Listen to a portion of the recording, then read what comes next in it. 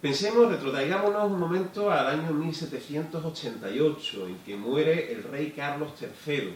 Recordemos que el rey Carlos III, el déspota ilustrado, el rey alcalde, que accedió al trono a la muerte de su hermanastro, Fernando VI, en 1759, perdió la guerra de los 7 años, en 1763, la paz de París, pero luego consiguió con el Tratado de Versalles en 1783 llevar al imperio en América a su máxima expansión. Recientemente ha sido la celebración del aniversario de la fundación de San Agustín en la Florida. Recordemos, primera ciudad de Estados Unidos, primera ciudad de origen hispano, que muchas veces los anglosajones se olvidan de este dato. Florida fue española hasta el año 1819.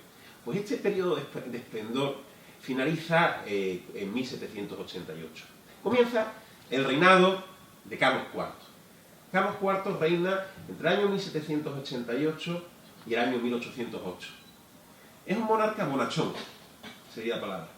Es un monarca, no un hombre bueno, es un buen hombre. Tiene sus matices. Es un buen hombre.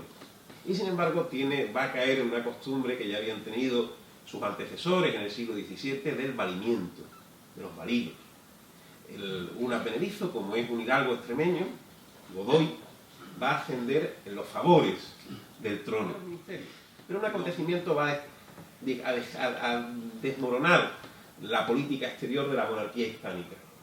Ese acontecimiento es la Revolución Francesa. El 14 de julio de 1789, como se sabe, es la toma de la Bastilla. Normalmente ya había habido la reunión de los Estados Generales y es cuando empieza esa dinámica fulgurante que va a ser la Revolución Francesa, primeramente la proclamación de una monarquía constitucional, el derrocamiento, guillotinamiento de Luis XVI, el asesinato luego de Luis XVII, entre comillas, nominalmente, el Delfín, y poco a poco, tan después de diversos regímenes, cómo va a ir ascendiendo el Napoleón Bonaparte, ese corso que ahora veremos en algunas ilustraciones. Con la excusa de ir contra el Portugal de los Braganza, va a ir introduciendo tropas en nuestra península, en la península que compartimos Portugal y España. Esta pobre política exterior también va acompañada de una política interior cada vez más desastrosa. El respeto que se le tenía a la monarquía va decayendo. El valimiento de Godoy, el príncipe de la paz, que nos ha llevado a desastres como la paz de Basilea en 1795, en la que perdimos la mitad, lo que es Santo Domingo en la actualidad, es previo y va desembocando en una fecha tan aciaga como es la de 1808. En esa época, un partido, entre comillas, un grupo, una facción de poder que se había ido aglutinando en torno al príncipe de Asturias, nacido en 1784, que será conocido como el deseado, Fernando VII, va a provocar en marzo de 1808 el motín de Aranjuez. Un motín que lo que perseguía era precisamente la caída de Godoy. Consigue lo que es esa caída y también la abdicación de Carlos IV. Una abdicación, con lo cual ya tenemos a Fernando VII como rey de España. Sin embargo, un rey de una España invadida, ya invadida en gran parte en su mitad norte, por las tropas napoleónicas. Como les digo, entre los meses de marzo y mayo de 1808 tiene lugar el breve reinado de Fernando VII el Deseado. Sin embargo, va a ocurrir lo siguiente, una escena que va a ser vergonzosa. Va a estar solamente esos pocos meses. ¿Por qué? Napoleón tiene a Murat como su lugarteniente del reino en Madrid. Murat envía unos informes pésimos de los españoles y de su capacidad de resistencia. Tengamos en cuenta que pocos años antes, en 1806, por ejemplo, el ejército napoleónico ha derrotado al ejército prusiano. Conquistabas la capital, conquistabas el reino en muchas ocasiones. Se pensaba que podía ser algo parecido. Sin embargo, Napoleón lo que va a hacer es atraer a Fernando VII hacia el sur de Francia, hacia Bayona.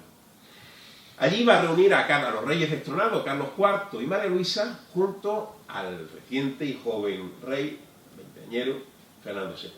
Aquí tienen algunas de las escenas, unas escenas que son vergonzosas en la historia de España. Dicen que fue una madre, María Luisa fue una madre desnaturalizada, llegando a pedir la cabeza de Fernando VII por el destronamiento de su padre, de Carlos IV. Fernando VII, nosotros lo conocemos en la historiografía como el deseado, pero en aquella época, digámosle, no estuvo a la altura de las circunstancias. Cierto es que había tenido una infancia traumática, como el canónigo Escóiquiz, lo había vuelto un tanto, no se fiaba de nadie, e incluso en una de las conjuraciones, de las conjuras que tuvieron para destronar a Carlos IV y a su valido, él delató a su camarilla antes del motín de la juez. Entonces fue una persona que en muchas ocasiones no estuvo a la altura de las circunstancias, que merecían las circunstancias. Como les digo, las abdicaciones de Bayona hacen lo siguiente. Fernando VII, Napoleón obliga a Fernando VII a abdicar nuevamente en la corona que había recibido en marzo de 1808 en su padre, en Carlos IV. Carlos IV nuevamente ha recibido la corona, abdica en Fernando cede los derechos a Napoleón Bonaparte. Y Napoleón Bonaparte pasa los derechos a su hermano mayor, José Bonaparte, nacido en 1768 en Córdoba. Fíjense, aquí tienen algunas de las caricaturas, ahí tienen Pasquín, que amaneció en París, con su explicación. Pueden ver ahí cómo tiene a Napoleón entregando a su hermano ese árbol de la monarquía hispánica, cómo luego lo está sosteniendo la caricatura B y cómo luego se cae de esa caricatura. Es, digámosle, la corona que le venía grande, no era mal rey, José Bonaparte, sin embargo, fue entronizado simplemente por esa política familiar que practicó Napoleón Bonaparte con